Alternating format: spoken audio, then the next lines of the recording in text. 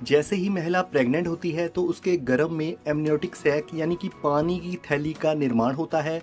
और जैसा कि आप सब जानते हैं कि गर्भस्थ शिशु शुरू से लेकर आखिर तक इसी थैली में रहता है। बच्चा इसी एमनियोटिक तरल पदार्थ में तैरता है, इसी में वह इधर उधर घूमता है और इसी थैली में उसे पोषण प्राप्त होता है, इसी थैली में उसका विकास होता है और प्रेगनेंसी की स्टेज बढ़ने के साथ साथ इसी थैली में वह बढ़ता है। और जब तक डिलीवरी नहीं हो जाती तब तक शिशु इसी एमनियोटिक फ्लूइड सैक यानी कि पानी की थैली में रहता है और पूरी गर्भावस्था के दौरान इसी पानी की थैली में उसका संपूर्ण विकास होता है।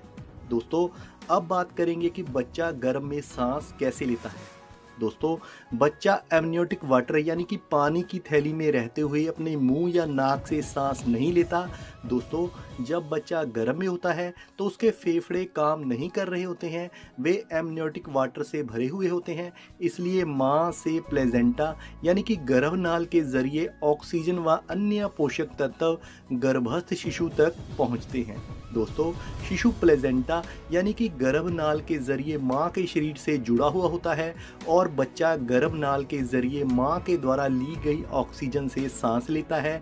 यानी कि प्रेग्नेंट महिला जो सांस ले रही होती है उसके गर्भस्थ शिशु को भी उसी से ऑक्सीजन मिलती है, उसी ऑक्सीजन से उसके गर्भस्थ शिशु का विकास होता है और ये जो ऑक्सीजन है उसको गर्भनाल के जरिए मां के द्वारा ली गई सांस से उसे मिलती है।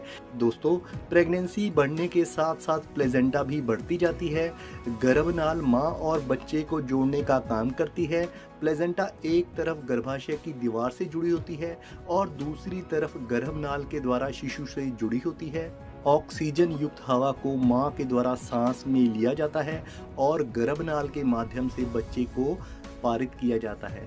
इसी तरह से कार्बन डाइऑक्साइड युक्त रक्त को गर्भनाल और प्लेजेंटा के माध्यम से बच्चे से वापस प्रसारित किया जाता है और फिर मां इसे बाहर निकालती है और अपशिष्ट पदार्थ शरीर से बाहर निकाल दिया जाता है।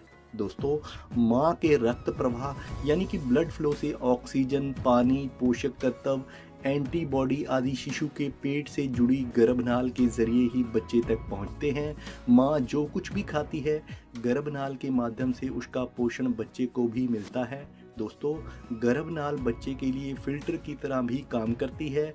यह उस तक सिर्फ पोषण पहुंचाती है और वैशिले पदार्थों को बच्चे तक नहीं जाने देती। दोस्तों, अगर प्रेग्नेंट महिला चाहती है कि उसके शिशु को प्रॉपर ऑक्सीजन मिलती रहे तो उसे हमेशा लेफ्ट साइड यानी कि बाईं करवट में लेटना चाहिए। दोस्तों, प्रेग्नेंट महिलाओं को डॉक्टर लेफ्ट साइड यानी कि बाईं करवट में लेटने या सोने के लिए इसलिए कहते हैं ताकि गर्भस्थ शिशु को प्रॉपर तरीके से गर्भनाल के जरिए ऑक्सीजन मिल सके। दोस्तों, जब प्रेग्नेंट महिला बाईं करवट में सोती है तो गर्भस्थ शिशु को प्रॉपर तरीके से ऑक्सीजन मिलती है और साथ ही साथ जो रक्त का संचार यानी कि ब्लड फ्लो है वह गर्भनाल के जरिए प्रॉपर तरीके से गर्भस्थ शिशु तक पहुंचता है। दोस्तों, ऐसे में गर्भवती महिला को पता होना चाहिए कि अगर वह गलत पोजीशन में सोती है या फिर धूम्रपान करती है या फिर ऐसे दूषित वातावरण में सांस लेती है तो इससे उसके गर्भस्थ शिशु को भी सांस लेने में मुश्किल हो सकती है।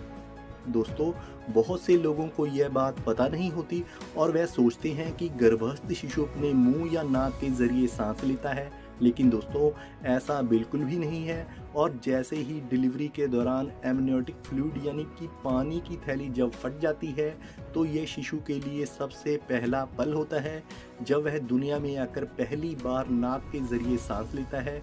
इसलिए दोस्तों, डिलीवरी के बाद डॉक्टर शिशु को उल्टा कर देते हैं ताकि उसके फेफड़ों में जो एमनियोटिक वाटर फंसा हो या फिर उसके गले में जो है वह बाहर आ जाए और शिशु आसानी से सांस ले सके।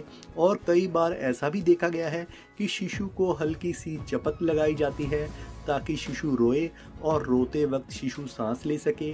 और दोस्तों, जन्म के समय शिशु का रोना बहुत ज़रूरी होता है क्योंकि दोस्तों गर्भ के अंदर तो शिशु गर्भनाल के माध्यम से ऑक्सीजन लेता है, लेकिन जन्म लेने के बाद उसे बहुत सी ऑक्सीजन की ज़रूरत होती है।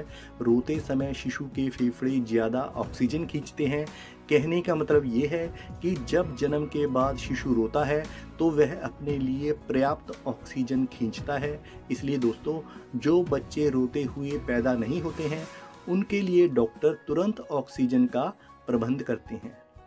दोस्तों, प्रेगनेंसी के दौरान बच्चा जब मां के गर्भाशय में होता है तो उसके फेफड़े चिपके हुए होते हैं और जैसे ही वह जन्म लेता है तो उसके शरीर में रसायनों के स्त्राव के कारण फेफड़े फैल जाते हैं और बच्चा ऑक्सीजन लेने लग जाता है।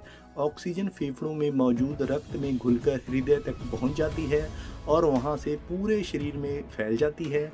दोस्तों, जन्म के बाद शिशु अपने फेफड़ों का उपयोग करना शुरू कर देता है क्योंकि गर्भनाल कट जाती है और जैसे ही ऑक्सीजन के साथ बच्चे के फेफड़े फूलते हैं, एमनियोटिक द्रव्य दूर हो जाता है और उसकी संचार प्रणाली काम करने लगती है। हालांकि दोस्तों, शिशु की श्वसन प्रणाली समय समय के साथ और विकसित होती रहेगी। दोस्तों, आपको पता लग गया होगा कि गर्भस्थ शिशु किस तरह से सांस लेता है। अगर आपको ये वीडियो पसंद आई हो तो मेरे चैनल को सब्सक्राइब करना